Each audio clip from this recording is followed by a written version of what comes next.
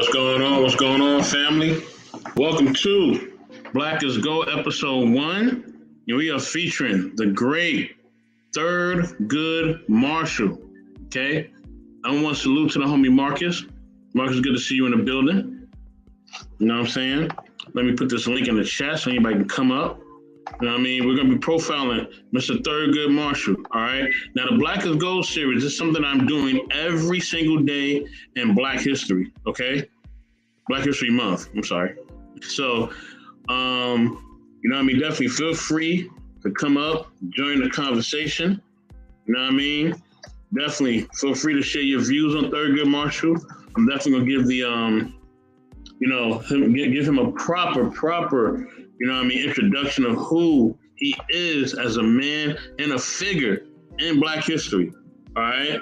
So, first off, you know what I'm saying, you know, the number one fact about Thurgood Marshall that everybody should know, and if you don't know, now you're gonna know, is that Thurgood Marshall was the first Black Supreme Court justice, okay? First Black Supreme Court justice. Why is that important? That's very important because in history, remember, you know, Black people, you know, we didn't have rights. You know what I mean? We weren't able to vote. We weren't able to eat certain places. We weren't able to do certain things and have a certain form of education. You know what I'm saying? Before I continue, let me bring up, you know what I'm saying? The phenomenal, the wonderful, you know what I mean? Controversial, you know what I mean? She is, you know what I mean? You know, the Scully, you know what I mean? Of the Black Files to the team. You know what I mean? Let me bring up, let me stop talking so much. Let me bring up Miss Oshun, aka Lola. What's going on? What's going on? Hey, how are you? What's good? So, you talking about Thurgood Marshall, the first Black Supreme Court justice, right? And why he was important, you know what I mean, during that time. Because remember, we had segregation, you know what I mean? We didn't have civil rights. We didn't have all these different things. So for this man to now step into this position, knowing all the things that he knows about this country, you know what I'm saying? You know, my stance on it is that some people may feel like, man, why did Thurgood Marshall even try to do this? Like, why would he even try to step into this lane knowing that this country is really not for us as a people based on the documented history through slavery, through segregation, industrial industry, everything that we've been through? Why would he step into this role? You know what I'm saying? And I think he did it because he wanted to basically set an example that we can be in a higher position in the judicial system. That's what I believe, essentially. But what do you believe, Ms. Oshun? Do you believe Thurgood Marshall did a good thing? Do you believe that maybe he was a bit of a sellout? You know what I mean? Some people may feel that way. You know what I mean? Like, man, he's selling out. Like, why he trying to even be a part of the system? That's wrong. You know, we got Black people that feel that way today. So what do you feel, Lola? What's good? Okay, so I'll say this, right? I think the people on the other side that feel that he was selling out, right? On the surface, they have a point in that, yes, he did become a part of the system, right? He did physically do that. That's what he did. So, yes, they are correct in that point. However, the larger point that he was selling out, essentially because he was selling his people out, I can't agree with that, because if you're going to live in a country, right, and you're going to live there without no military force, without no protection of your own, right, like within said country, you need to be a powerful force within said country. This is why the Jays are so powerful, because it's like, you know, a minute amount of them in the country, yet they have major influence. This is their only protection, their influence over others and other industries. So, you know, I feel that from what I've seen, right, in interviews and documentaries, I feel Thurgood Marshall stepped inside of the ring to say, listen, I'm going to basically be a first, but I'm going to be a first because we need this representation for our stake in this country. And I mean, he knew that he wasn't going to really make an impact because he's the first, like the first of the first. So, you know, I surmise that he understood. He hoped, at least, that others were following his footsteps. But I don't think that happened in the way maybe he imagined it. You know, at the rate that he might have imagined it. But for the reasons why he imagined it, I think that it was admirable and that he had every reason to do so.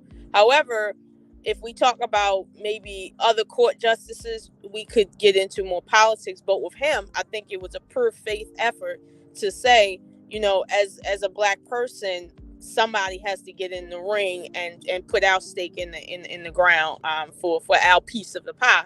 And this is a part of that. And he wasn't the only one, I'm sure, but yeah, I think that was the major motivation, at least at that time. Okay. Now I'm gonna pull up Mr. Marshall's, history in a bit, but I'll say this, because I gotta answer my own question, right? It's only right. Listen, I think that a lot of times, like look at the Deion Sanders situation, right? He had, he was at a historically black college, and then he decided, to go to the other college. You know what I'm saying? That was more prestigious, I guess, in certain people's eyes or whatever, right?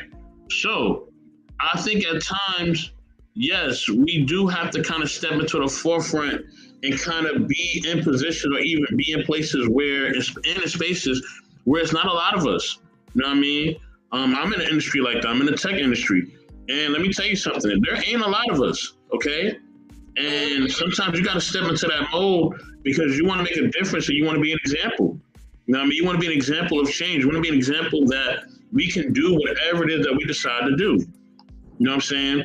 And I think that, the reason why he's such an important figure, is a simple fact that he was the first.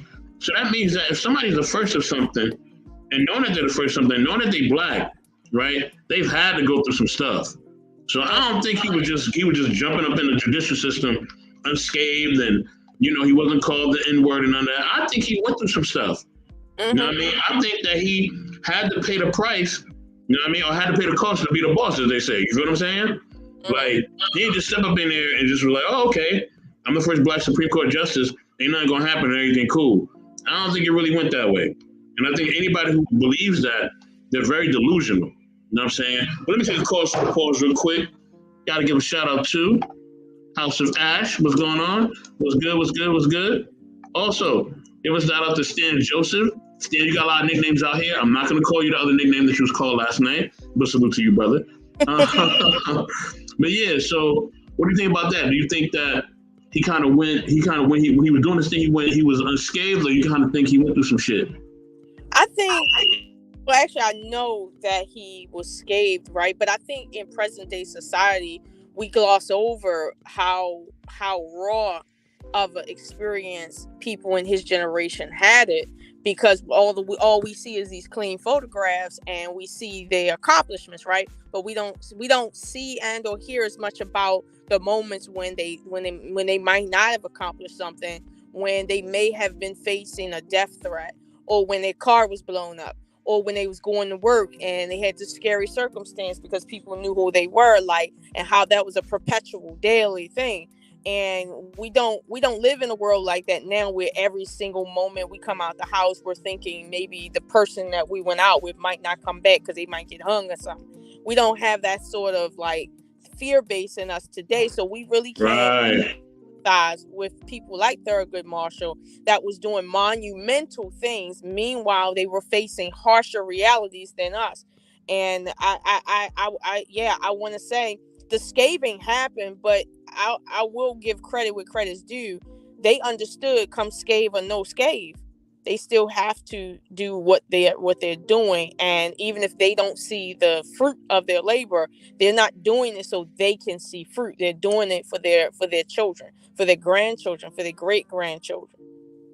So that was a different back then versus the people now. Right now, people see themselves as big as Thurgood Marshall, and they feel like their legacy is how comfortable of a life they can make for themselves versus the next 2-3 generations. Like that's the difference nowadays. And the fact that people might try to compare their struggle to people like Thurgood Marshall, it's a smack in the face. I'll be honest with you, it is. But let's just be honest. We don't see the private lives of these great people in our community, like to see how much they've cried, that like how much blood was shed just to do something as simple as get a job where they can actually do something like what we might can do today without the same level of harshness that's going to meet us coming back. So Yeah, I know he went through some stuff. I can look at the way he smiled that he done went through some stuff. Okay, so I'm gonna read up on Thurgood Marshall right now. This is via Wikipedia. All right. Now I'm not gonna put the Wikipedia thing up here because YouTube, y'all ain't getting me no goddamn strikes. All right, I ain't got time to be fighting no damn strikes. All right, so yeah, that's what it is. So Thurgood Marshall, okay, born July 2nd, 1908. He's a summer baby. All right, and he transcended January 24th, 1993. Was an American civil rights lawyer and jurist who served as an associate justice of the Supreme Court of the United States from 1967 until 1991. Wow. He was Supreme Court's first African American justice. Prior to his judicial service, he was an attorney who fought for civil rights, leading the NAACP Legal Defense and Educational Fund. Marshall was a prominent figure in the movement to end racial segregation in schools. He won 29 of the 32 civil rights cases he argued before the Supreme Court. Wow. Culminating in, of course, landmark 1954 decision in Brown versus Board of Education, which rejected the separate but equal doctrine and held segregation of public education to be unconstitutional. President Lyndon B. Johnson appointed Marshall to the Supreme Court in 1967. Shout out to Lyndon B. Johnson. He was making some major moves. A lot of y'all think it's John F. Kennedy, but Lyndon B. Johnson was the one that was really making the major moves. But that's a show for a different day. A staunch liberal, he frequently dissented as the court became increasingly conservative. Wow. So, man, Thurgood Marshall was making moves. And here's another thing, too. You're going to like this one. You're going to like this one, Lola. Born in Baltimore, Maryland,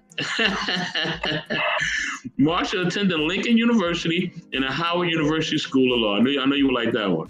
Yeah, no, I knew he was from out here. I didn't know he was from Baltimore per se. I thought maybe he might be from one of the counties or something. But like that. I mean, here's the thing: my city. A lot of people talk crap about Baltimore and whatnot. You know what I mean? Because of certain, series that they came on HBO and whatnot. But at the end of the day, we're a historic city for real. Like America was born in Baltimore. Okay, so it wasn't DC. It wasn't DC as everybody think it is. You mean like what historical value DC has?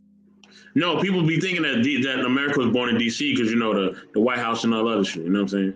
That's because they don't like. That's why they. I don't. Okay, let me say this. I'm not saying DC didn't have its contribution, right? However, pound for pound, DC doesn't compare to Baltimore. As far as cultural contribution, as far as historical contribution, as far as political contribution. Keep in mind, the federal government is not the same as the district of Washington. Like, it's not the same. So all those monuments and all that federal stuff, that cannot be attributed to like the city, as in like the people. All right, let me take a pause for the pause real quick. Let me pause for the cause. Shout out to Lady Phoenix. Good to see you. She gives me a shout out. Give you a shout out. You know what I'm saying? Now, this man, okay, Thurgood Marshall, right? Not only is he the first Black Supreme Court justice, right? But he is fighting. He was literally fighting for us to have education with the Brown versus Board Education thing. He literally won 29 of his 32 cases, being a member of the NAACP, right? So he's going against the system and he's defeating the system at the same time. You know what I'm saying? And I think that's a big thing that needs to be highlighted. I think here's the thing, right? Why now do we have a problem doing that? Right? Why do we have a problem now doing that? Why are we so I guess conservative, as I should say, right? Why are we so conservative and we not more like liberal, we not more radical? You know what I'm saying? Why do you think that is, Miss Oshun? As I grab my chicken dinner. Okay. So the question is, why are we more conservative now? I don't think the correct term would be conservative, because there's points in the society where we should be conservative. Actually, we're not conservative enough. But when it comes to fighting against things that are are working towards things that are no longer serving you, that's an ongoing process. That's not something that should have happened back in the 50s and the 60s so that nothing needs to happen now. No, now that we have a new society with new technology and new ways to, basically, throw our lives away, we have to fight, work against, I don't want to say fight against, but we have to work against policies and aspects of our culture that are now corroding the culture and not working towards the greater good. Sometimes in society, right, we can think that just having a bunch of freedom, right, is the way to go. However, I would argue that Thurgood Marshall was not fighting for just absolute freedom. He was working towards correcting a problem, meaning that it was very clear that it was very clear that the problem was something in society that was holding society back from something that society could partake in that was beneficial. So it wasn't just about, okay, well, let's just fight for freedom. No. When he's fighting against the educational system being geared towards making sure children, certain colored children, don't make it, that's not about freedom per se. That's about correcting the problems that we have in our society. And that is a problem, because you can't have a thriving society when a particular population is being targeted, as in terms of education, and when they equally are part of the workforce. Like, you're hustling backwards. And granted, I'll be honest with you, there was a time in America where politics and how people felt about each other trumped, let's say money. Like, people like, listen, I don't care, I die poor, but I don't want to do no business with no black person.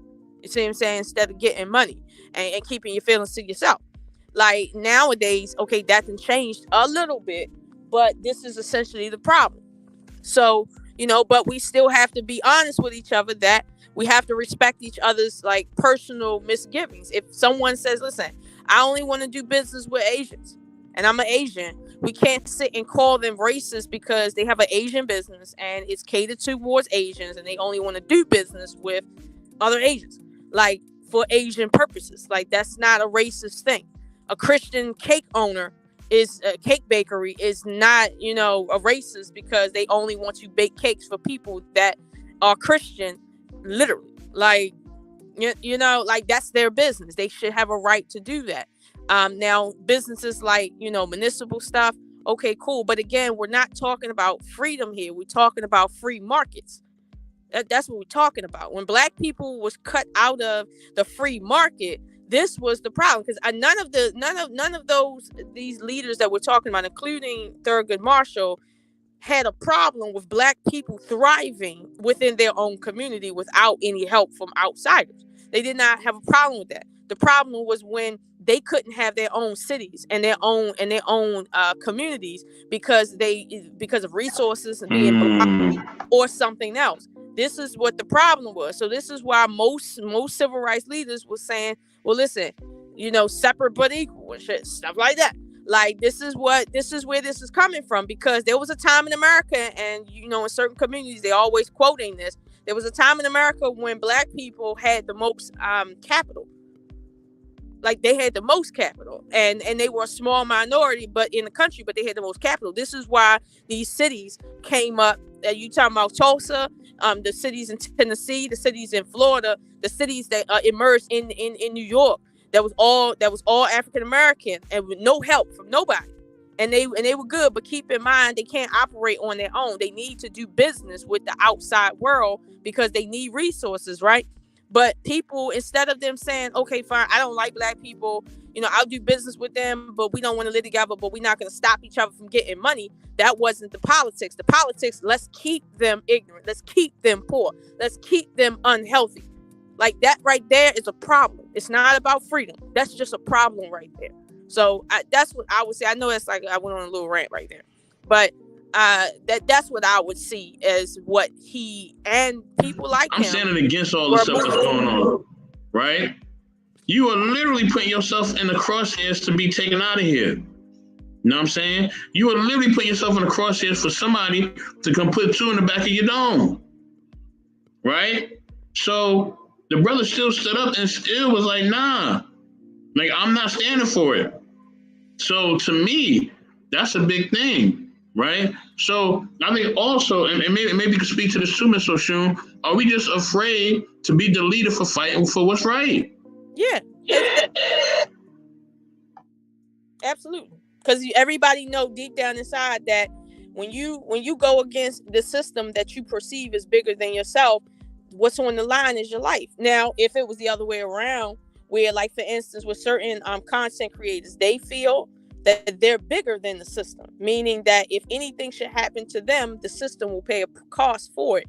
Like, that's the point that I think people want to get to, where you're like, listen, I don't care about the system, because if anybody lays a finger on me, the markets is going to crash, and nobody will be able to go order Uber or go to the market and shit. Like, that's the status that we want to be at. And honestly, right, at this point, I want to give credit where it's due. People like, Thurgood Marshall have made it where as though Black people are in a position of power. Whether we use it or not is a different story. But if anything should suddenly happen to our community, it will directly affect other communities, no matter how much they want to say they're better or we don't matter. Let anything happen. Let the slightest little, let's say, market disruption happen when it comes to how Black people spend their money, where Black people go, where Black people apply for jobs, and suddenly the world markets is going to be affected. So it's like, let's stop the cap. Like, we are in a position of power. And I've even heard other groups talk about how we integrate in politics and how we integrate into, the culture here. And that is the reason why, no matter what happens, Black people tend to be a protected class. Now, I don't agree with that wholeheartedly, but I've heard outside groups saying, this is what Black people do. This is how they keep themselves in play, because they're in politics. They force themselves into certain conversations because they have a stake in it. Like that, I've heard that. And now, granted, we all know that we have an uphill battle when it comes to really getting inside of stuff and making stuff shake. But, this is the truth of the matter. And keep in mind, all of that has came at the cost of the blood price. And this is why when anybody get to disrespecting the Black experience, right? I take that personal, because I know that my ancestors paid the blood price for what I do and have today. It wasn't a clean circumstance, meaning my ancestors didn't just go out there, march and sign petitions. No, they were out there literally dying. They were in their houses being and the doors was knocked on, and they were literally dying so that I could have what I have today. So this is what I'm saying. That scathing you spoke to, it boils down to everybody knows if it ain't worth your life, it's not worth anything. Period. If you ain't willing to put your life on the line, stay on the sideline. That's essentially what it is. But my thing is that some people argue that maybe when we were segregated, things was better, right? I've heard that argument. Like, why did we have to fight, and why did he want to become a Supreme Court justice and fight for all these rights and fight for all that, when a lot of us was happy with the segregation thing? Like, some of us still feel like we should be segregated. I heard that people feel like we should take 3 states in the South. I think it was Atlanta, Alabama, and Florida, some craziness like this, or Mississippi, something like that. And we should all Black folks should move there. I'm not doing it, but all Black folks should move there, and we should have those 3 or 4 states to ourselves. Well, realistically, right? Realistically, no matter where Black people live, even if it's isolated communities, they're still governed under a government in which they're not the majority. Period. Like even with Jewish people, they're governed under, at least here in America, by people that are not from their clan. So it's very important that even though they don't make up any majority in Congress, right? They have to have a presence in Congress, whether it be somebody running or let's say lobbyists, whatever. They have to have a presence there. It doesn't matter that they have their own communities. They're not governed by their community at the federal level. So this is the difference, and I feel Thurgood Marshall understood that, because he comes from a community and a time when Black people thrived in their own communities. And don't get me wrong, we still had ghettos because there's a class system, and there's always been a class system. There was that, but even with that, it doesn't negate the need to have a presence in politics, because you're going to have that at some point. Facts. Let me take another pause for the cause. Shout out to Sweet Bread. What's going on, bro? Thanks for coming through. Appreciate you. You know what I mean? Definitely everybody like and subscribe too. Y'all know what time it is.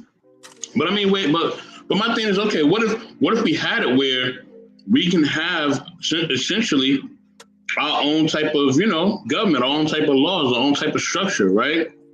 You know what I'm saying?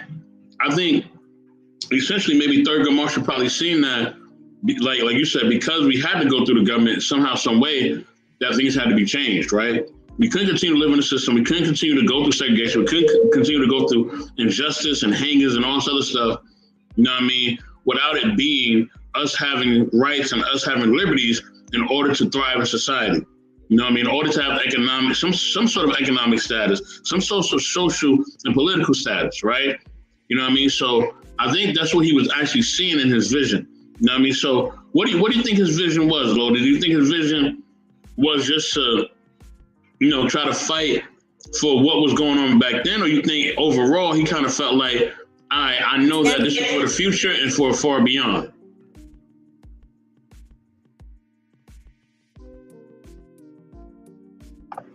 I can't hear you. No, I was saying, question again.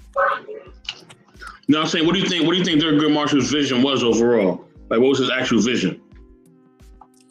I haven't read his work per se. From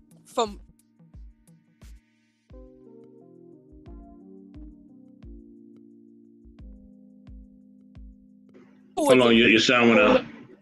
Hold on for a second. Mm-hmm. Hopefully nobody trying to take Lola right now. You know what I mean? Hopefully she ain't having a Black Files moment. You know what I'm saying? I know we joke about that a lot, but hopefully that's not happening. But yeah. But listen, y'all. At the end of the day, I think that, when we look at people like Thurgood Marshall, right? I think his vision to me overall was he was looking towards the future, right? He knew that things were where they were, and he was looking towards the present too, right? Of course, essentially. He had to look towards the present and understand that things were going to be a certain way, things were a certain way, and that things needed to change, right?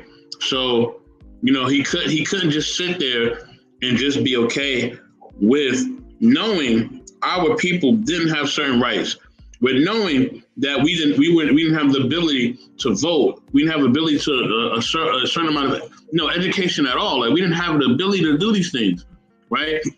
These things were taken away from us. You know what I mean? Well, one, they were not even taken away. They weren't even given to us in the first place, right? So for this man to sit up here and actually say, you know what? All right, I want to make a change, right? And that's a big thing within our society. How many of us just want to make a change, right? We've seen something that's going on. We're seeing that, okay, it could be the most smallest thing, right? It could be you seeing, something going on in your neighborhood, and that this thing going on in your neighborhood is not right. It's not right for the kids in the neighborhood, not right for you, not right for anybody in that neighborhood, and it's messing up the neighborhood as a whole, right? Just having a voice to speaking out, even if you may face death, right? Even if that is a reality for you, you still are making a choice to step up and step forth and say, you know what? I'm not going to allow this to happen. Point blank, period. You know what I'm saying? I see you back, Lola. I see the mute went off. I'm glad you didn't get kidnapped. But yeah, what do you think his overall vision was? I think it's overall. Hold on, I'm getting a feedback. Question before I answer that. Did you send me the link to my email? Yes, I did. Okay, let me hop onto that real quick so that it might be a little more stable. I think I can come in from there. Yeah, on my other computer, because the one with my my great mic. Uh-oh. That was a little different. Tonight it's on the other side of the room. I don't even feel like going over there and getting that thing fired up. That's the microphone. Don't let my brother M3 up in this building. You know what I'm saying? M3, what's going on? What's going on? Oh, I'm sorry. I forgot I was muted again. Can you guys hear me? Yeah, we can hear you, bro. All right, no echo, right? Okay. So I just want to come up here real quick to say happy Black History Month. You know, thank you guys for the reminder because I forgot this was the first of the month. You know. Yeah.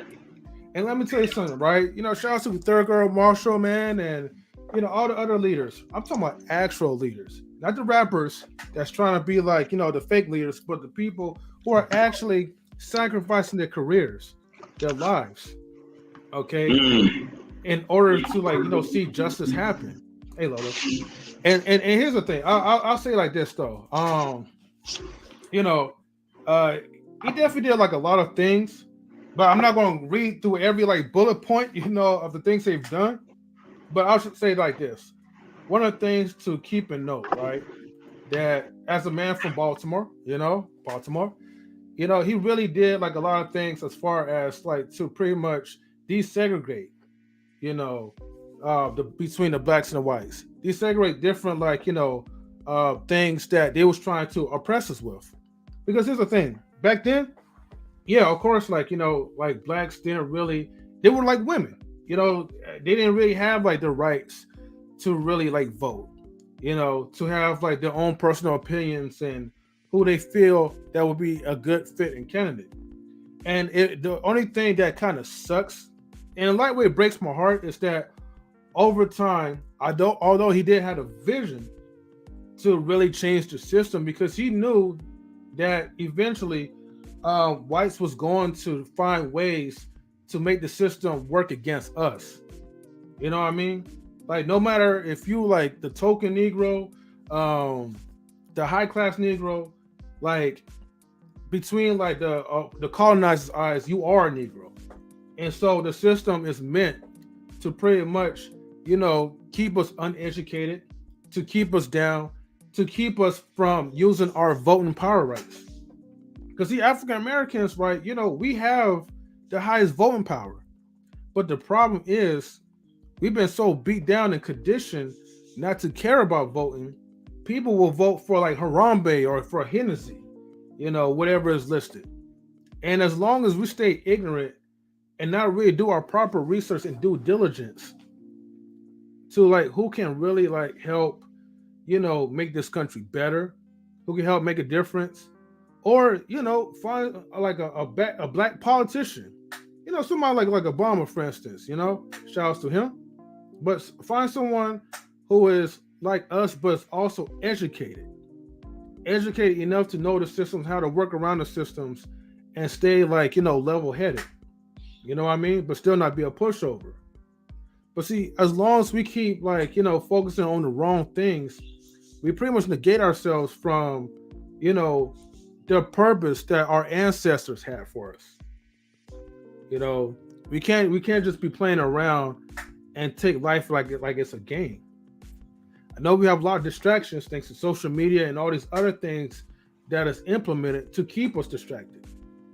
But the point is, right, Thurgood Girl Marshall was definitely a man who saw injustice between what was going on with the black and white communities, and he wanted to put an end to that.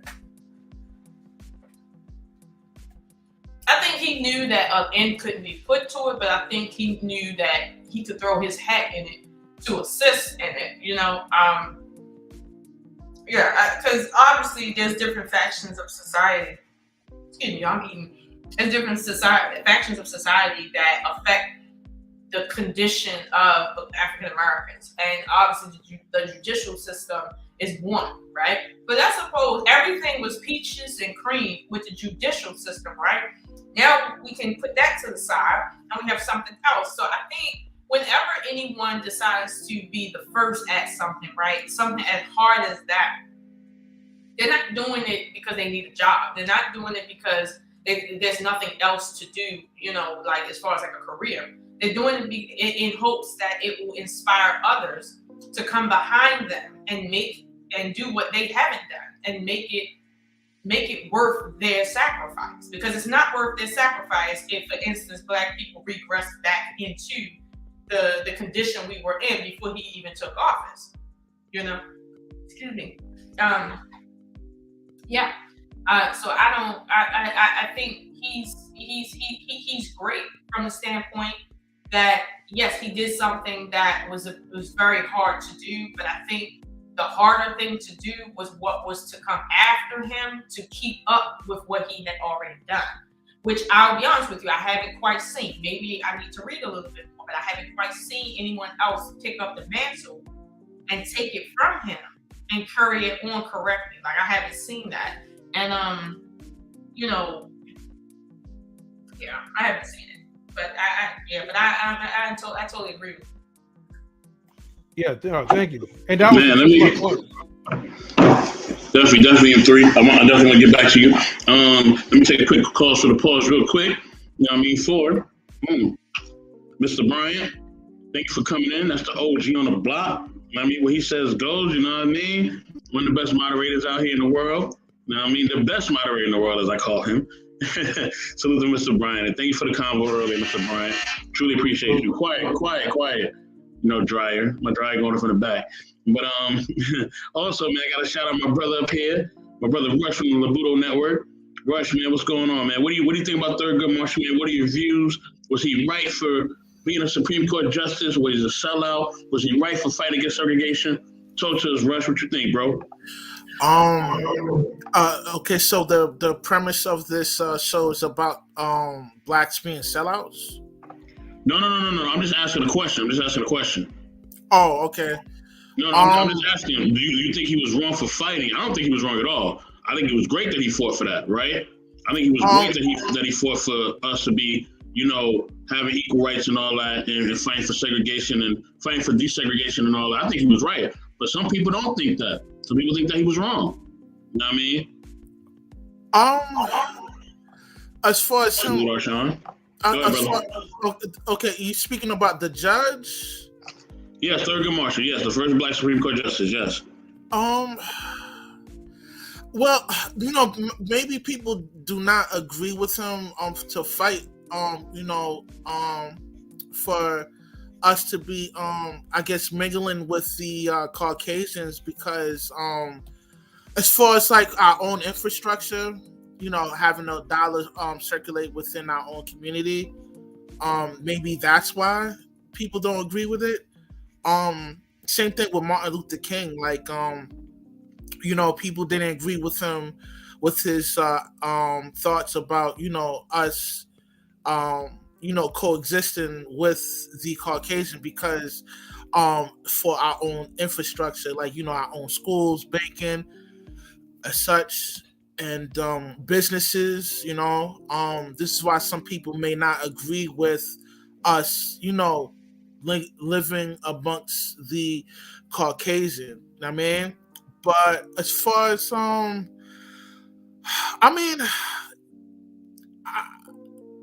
man, this is a tough subject, man, and it's very touchy too, man. Say how you feel, brother. I'm not gonna stop you from saying how you feel. Say whatever you feel, brother. No. I just want to be careful what I say because this is alive and it's recorded and it's going to be online. So I just want to be careful how I word my my sentence, but I think it's cool.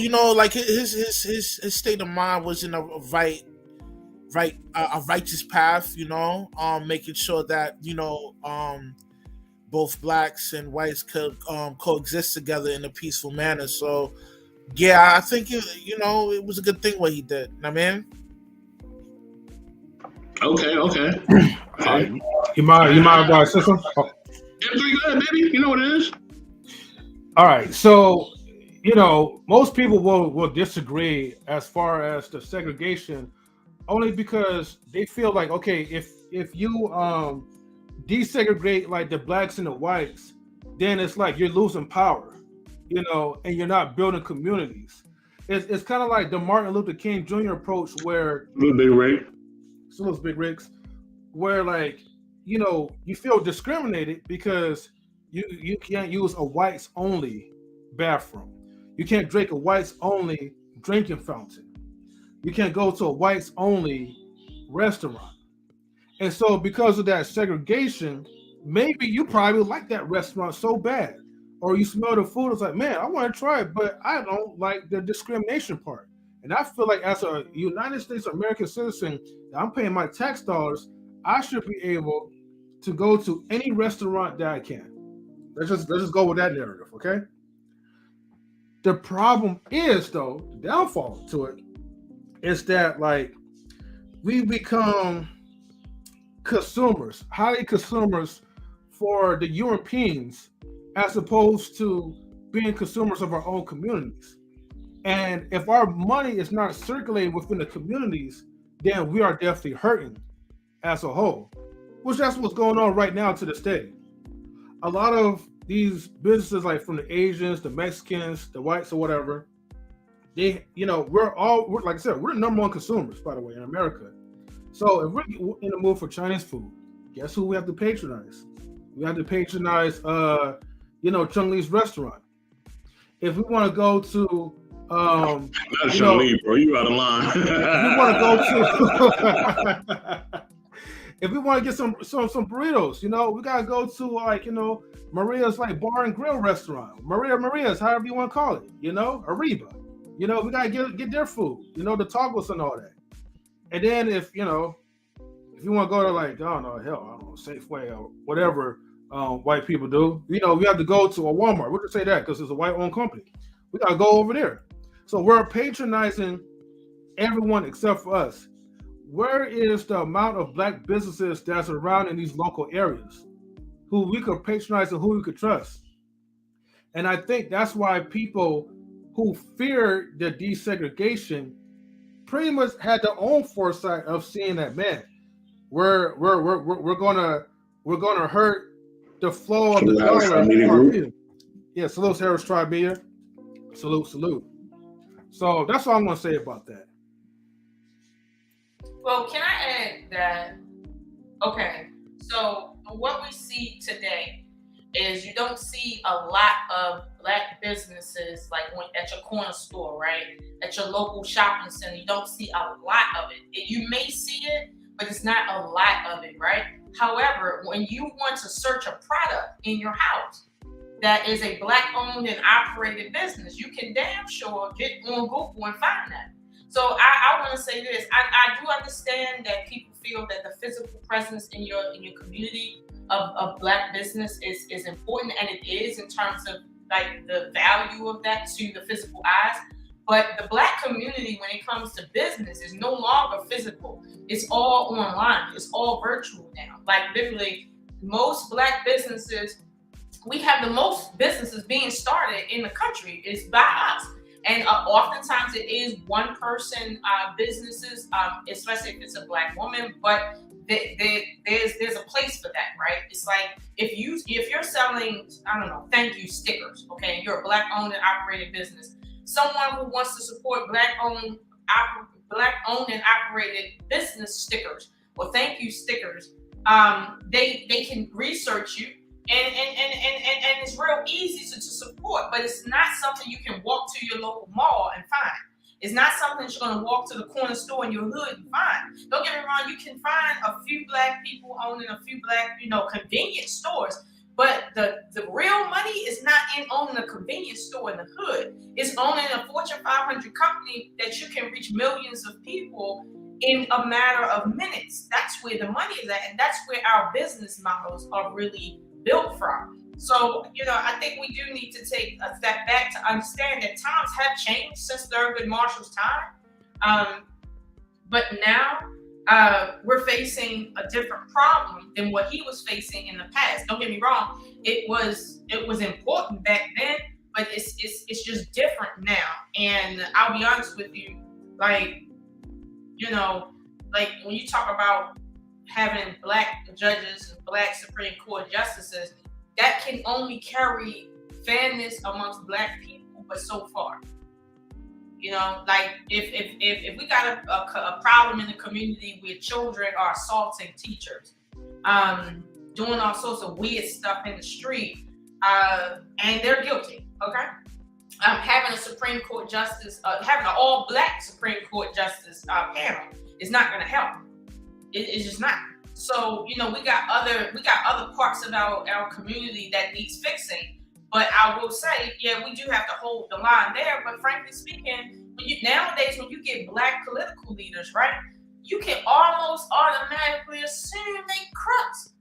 And I'm like, why can't no regular person just run for office? Just a regular person. Dang, like not even like, just a regular person. We can't get that. But maybe it's too much money in it. Because it ain't a regular system. That's why. You know what I'm saying? And plus, we've been too conditioned not to trust. There's a whole lot of variables, Lola, like why we're in that predicament. Right. And I give you that. It is a lot of variables, but we do have to look at it. Like I said, with business, there's a lot of variables into why Black business isn't seen in the community, because it's not in the community, it's online. There's a Black business for everything you can think of. Wait, you're saying most of Black businesses are online, you say, right? I just want to make sure. No, like if you want to support Black business, you can't just walk to the mall and do it. You have to be online to do it. But there is a Black business that does everything. There's a Black-owned business that makes dish detergent, that creates furniture, that provides all sorts of services. There's like if you want a Black-owned and operated company that makes eyeglasses, high-end eyeglasses, they have that. Don't get me started in the beauty products. Like, men's cologne. Like we're in fashion, physically manufacturing clothes, but it's not businesses that you can just readily walk to and see. Okay. Well, let me just give you let me just ask you a question. Okay, not to negate what you just said. All right, because from my understanding, like there are accessible Black businesses, but okay, can you quickly name at least like the top 10 Black-owned like stores, where it could be local or online? Hold on, because my joint was acting crazy as it usually does. So say the last part again. Okay, so I asked, my question is, right, can anybody think off the top, right, like the top 10 your top 10 Black-owned businesses, whether they're online and offline? I know one of them drinks are Dark and Lovely.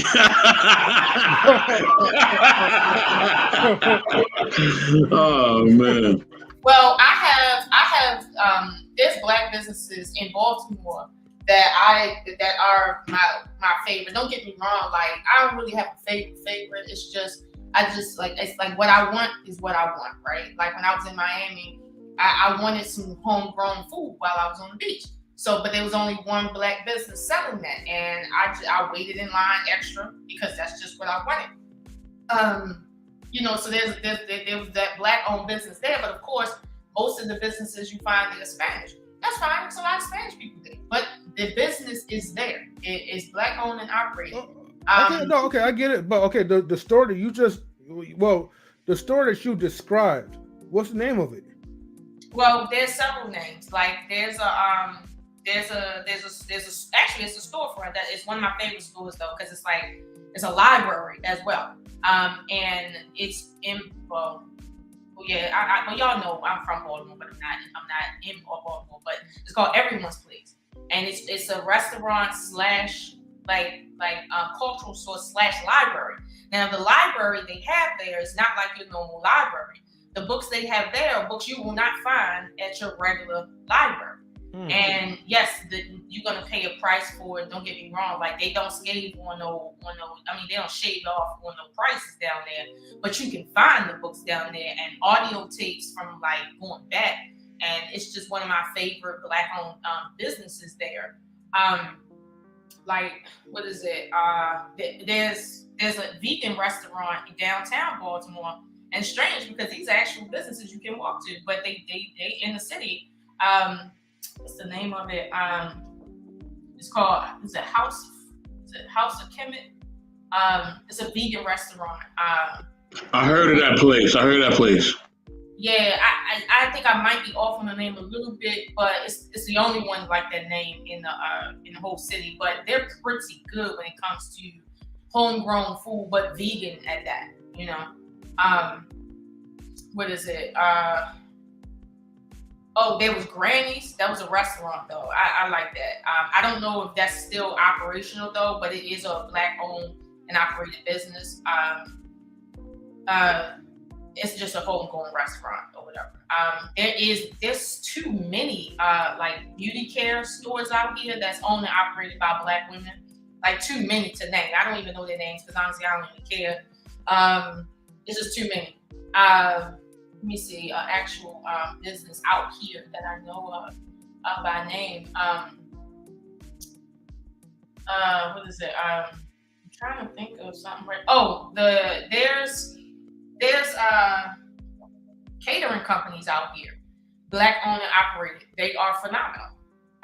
Literally phenomenal.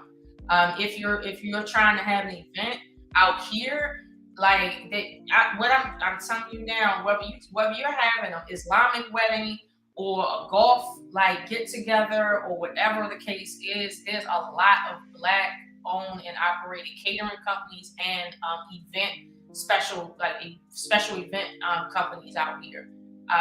It's just a lot of them, and then they're really good. I'm trying to think because y'all know I'm off the grid, so I don't be really buying.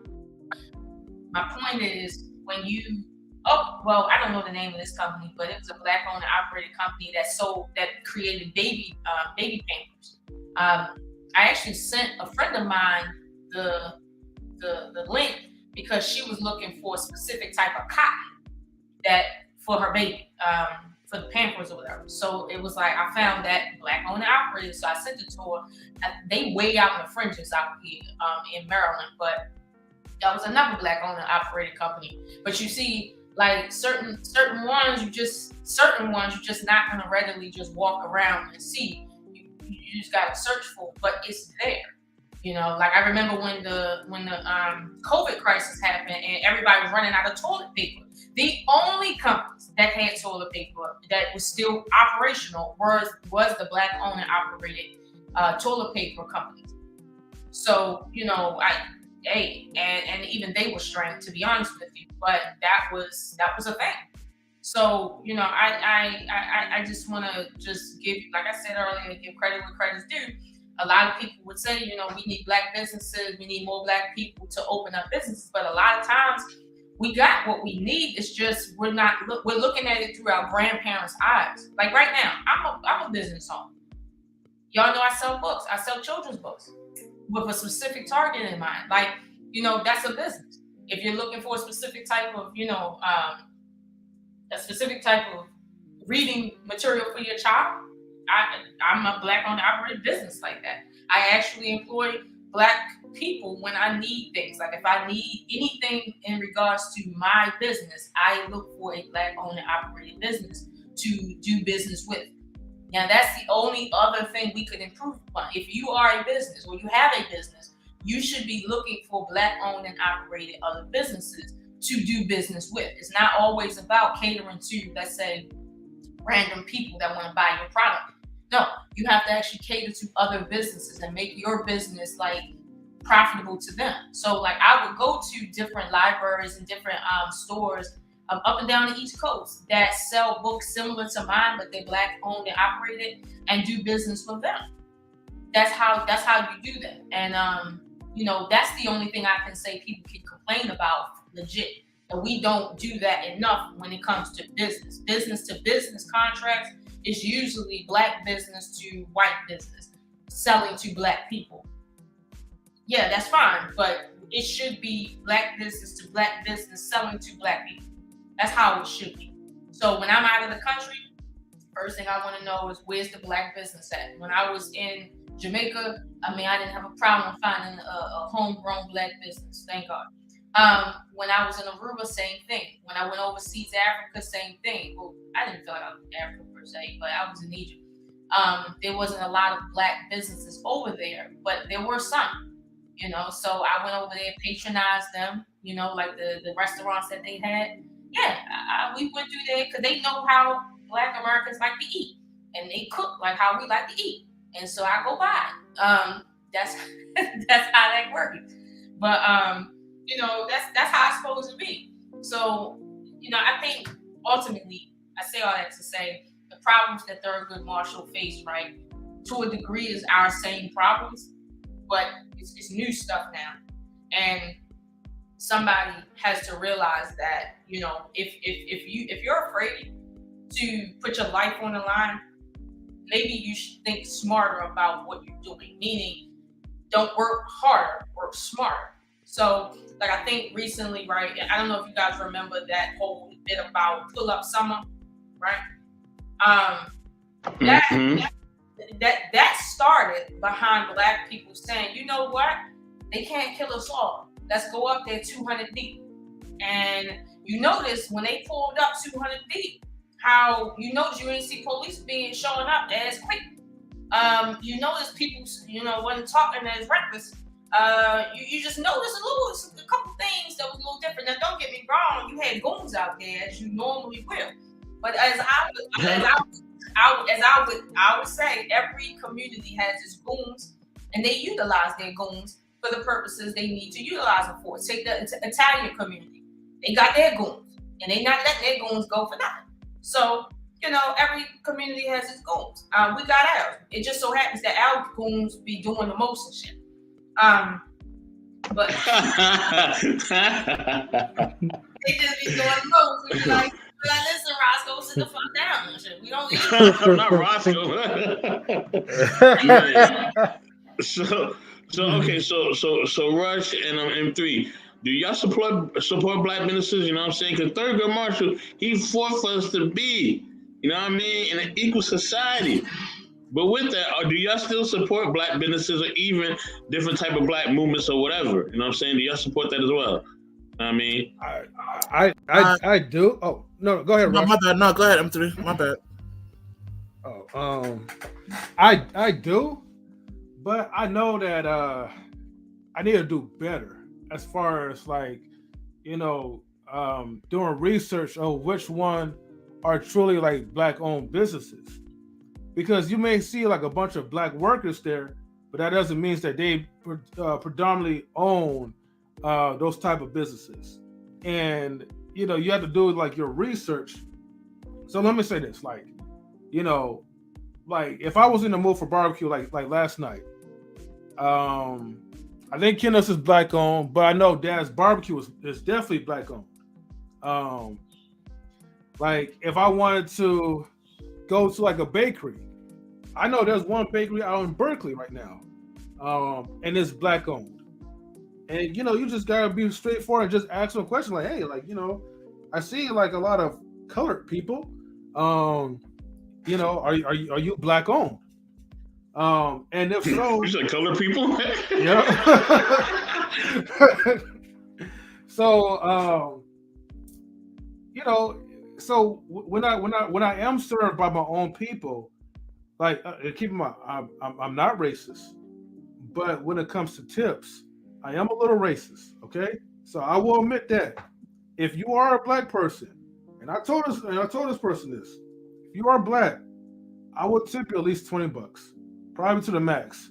Unless if I have more money, then I'll probably tip you more.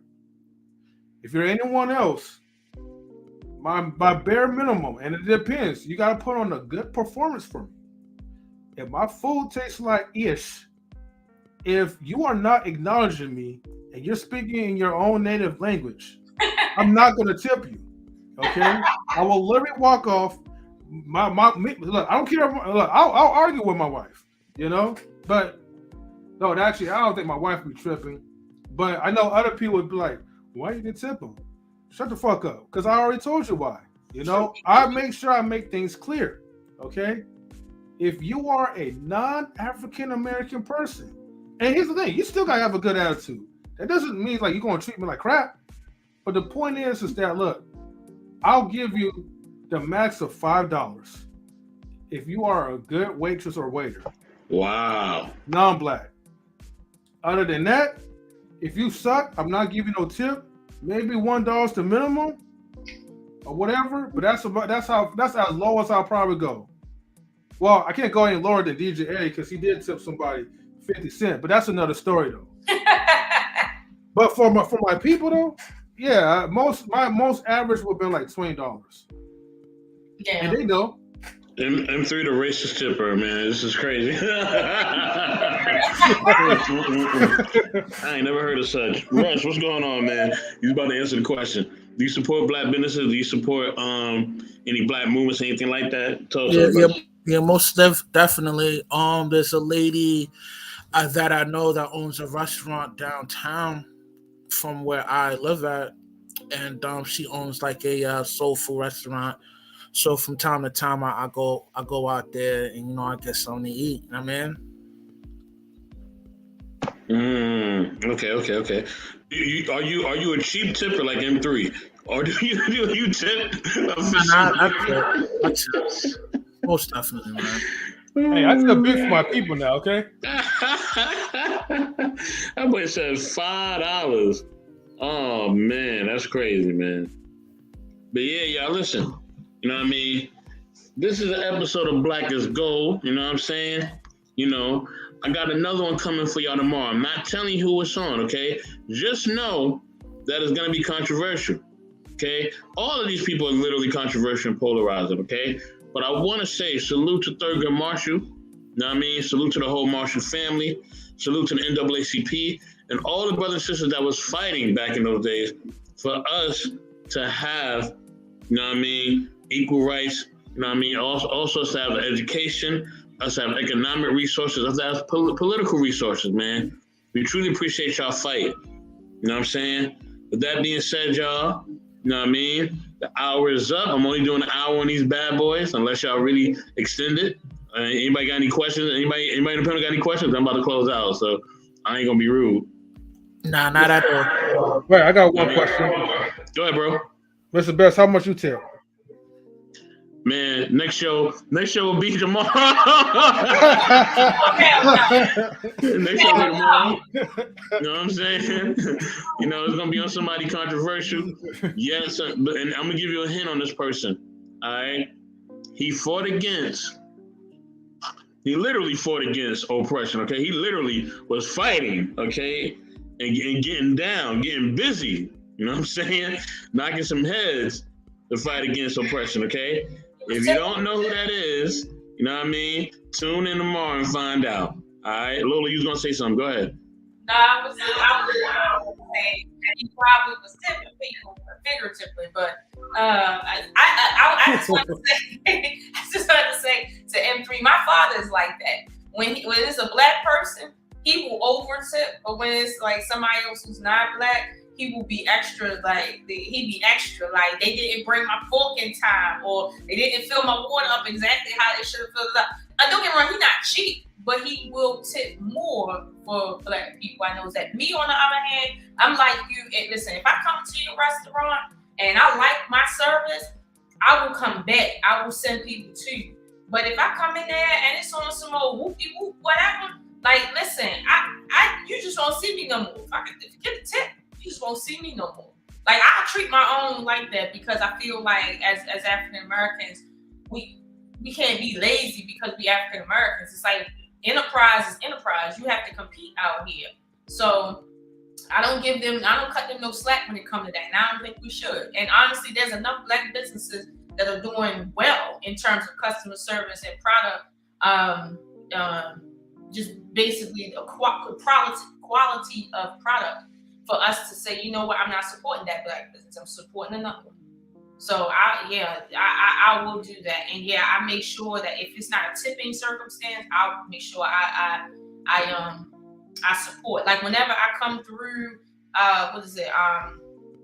New Jersey and different places like that, I know little small stores that the black owner operated. I jump off 95 and go over there and support them while I'm coming through the state.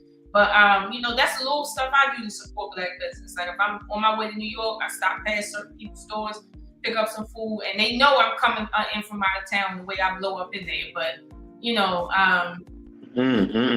coming in all loud and all that, music blasting. Yeah, we know. Playing some of the more Baltimore's finest tunes, you know what I mean? For real. But yeah, family, listen. Thank you for tuning in. You know what I mean? Everybody on the panel, you know how we do. Y'all feel free to stick around after I close out. But look, man, all right, This Black is Gold, okay? This is for Black History Month. I'm doing this every single day of Black History, okay? There may be different times that I go on, okay? But it will be on a daily basis, all right? So check out the Black is Gold, you know what I'm saying, episode series going on for all of February, okay? Each day of February, I'm profiling somebody, you know what I mean, within the Black community. You know what I'm saying? Whether celebrity, socialite, politician, athlete, actor, okay? I'm putting the spotlight on a lot of different people. All right, so check it out. You know what I mean? I definitely want to hear your feedback. You know what I mean? Because some of these people, y'all may not like, okay? Some of these people you may love. You know what I'm saying? But it is done on purpose. It is done on purpose to be controversial and to spark conversation, but also to show truly that Black is gold. You know what I'm saying? With that being said, y'all, I'm gonna close out. You know what I mean? I'm dropping the outro. You know what I mean? With that being said, peace and love. You know what I mean? And we'll see y'all next time on Black is Gold. Later.